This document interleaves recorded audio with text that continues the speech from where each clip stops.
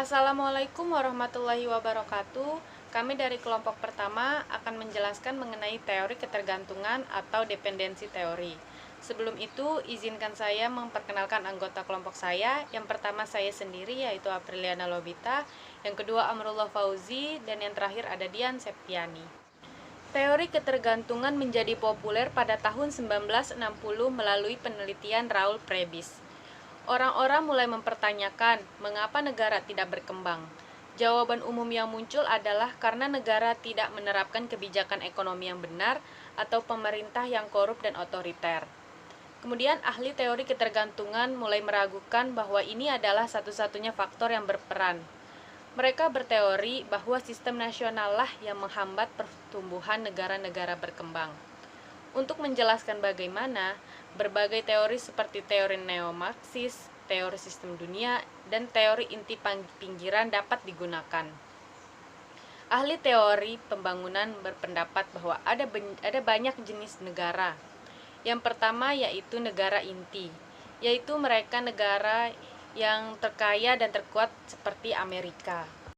Tipe kedua bisa disebut pinggiran negara inti. Negara-negara ini berkembang tetapi memiliki kekuatan yang lebih kecil di panggung dunia seperti Kanada. Yang ketiga adalah inti dari negara-negara pinggiran. Ini adalah negara berkembang yang masih memiliki banyak kekayaan, tetapi tidak begitu banyak kekuatan internasional seperti Cina. Dan yang keempat adalah negara pinggiran. Ini adalah negara termiskin di dunia dengan PDB per kapita yang sangat rendah seperti Zimbabwe. Menurut teori ketergantungan, sistem internasional adalah sistem di mana semua negara melayani kepentingan ekonomi inti negara inti. Negara pinggiran dari negara pinggiran melayani kepentingan ekonomi semua negara lain. Inti dari negara pinggiran melayani kepentingan ekonomi negara-negara pinggiran dan negara inti. Tetapi bagaimana sistem seperti itu dapat dipertahankan? Ini karena terdapat destinasi kelas dunia, di mana mayoritas kekayaan dikuasai oleh minoritas elit politik dan ekonomi. Oleh karena itu, di negara-negara miskin, eksploitasi sumber daya dimungkinkan karena minoritas kaya menguasai sebagian besar sumber daya. Sedikit orang ini memungkinkan eksploitasi produk primer terjadi untuk keuntungan ekonomi mereka sendiri. Alih-alih menambahkan nilai pada sumber daya mereka sendiri atau permata dan logam mulia, produk utama diekspor, hanya untuk negara lain yang lebih kaya untuk menambah nilai dan mengekspor kembali barang-barang bernilai tambah ke negara lain. Keuntungan apapun yang diperoleh akan bekerja kembali ke negara-negara kaya, karena negara-negara yang belum berkembang membutuhkan barang-barang sektor sekunder dan tersier mereka. Pada dasarnya, transfer bertahap semua modal dan sumber daya dari negara kurang berkembang ke negara lebih maju selalu terjadi. Kelemahan dari dependensial atau ultraimperialisme adalah bahwa teori tersebut membuat setidaknya 3 asumsi yang tidak beralasan. Asumsi yang pertama adalah diasumsikan bahwa adanya kepentingan bersama yang jauh lebih besar antara kekuatan industri non-komunis, yaitu Amerika Serikat, Eropa Barat, dan Jepang daripada yang sebenarnya terjadi.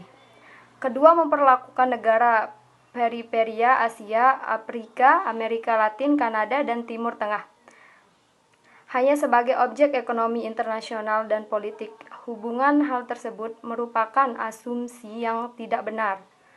Asumsi yang ketiga yang juga tidak mendasar dari teori ini yaitu teori dari quasi-Marxist tentang kapitalis imperialisme yang berlaku pada hubungan atau kerjasama ekonomi yang sedang berkembang dan juga yang kurang berkembang. Apapun manfaat dari ekonomi, teori dependensian akan tetap menghasilkan oposisi terhadap resiko pada struktur ekonomi dunia kontemporer dan peran kuasa dari perusahaan multinasional terhadap terbelakangnya negara periferia dalam ekonomi dunia. Baiklah, selanjutnya saya akan menjelaskan tentang contoh fenomena dari teori dependensi atau teori ketergantungan. Salah satu contoh fenomenanya yakni bisa kita lihat dari pemberian hutang luar negeri dari negara maju kepada negara berkembang. Hutang luar negeri ini dijadikan alat oleh negara maju untuk mempengaruhi hubungan domestik dan luar negeri negara penerima bantuan atau negara berkembang, yang kemudian merangkul elit politik lokal di negara penerima bantuan yang bertujuan dalam komersialisasi dan keamanan nasional. Melalui jaringan internasional, bantuan luar negeri ditujukan untuk mengeksploitasi sumber daya alam negara penerima bantuan atau negara dunia ketiga. Kemudian Indonesia sendiri kita tahu mempunyai kekayaan sumber daya yang melimpah, baik dari hasil hutan, hasil tambang, hasil biota laut, dan sebagainya. Hal ini tentunya dapat menjadikan potensi yang luar biasa yang harus dikembangkan dan dikelola dengan optimal. Namun, minimnya sumber daya manusia yang kurang mendukung menjadikan pengelolaan sumber daya alam yang tidak optimal. Hal ini merupakan salah satu dampak ketergantungan Indonesia terhadap asing, di mana Indonesia mendapatkan bantuan luar negeri berupa hutang, kemudian secara tidak langsung pihak asing dapat menguasai pengelolaan sumber daya alam. Dilihat dari dibiarkannya perusahaan asing memperpanjang kontrak pengelolaan bahan tambang yang penting bagi negara.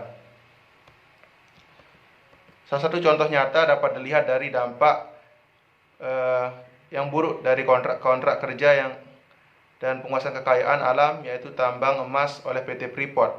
Pernah terjadi di Indonesia sampai sekarang di Papua, di mana rakyat setempat masih belum dapat menikmati hasil yang cukup dari kekayaan alam yang dikontrakkan kepada negara-negara asing.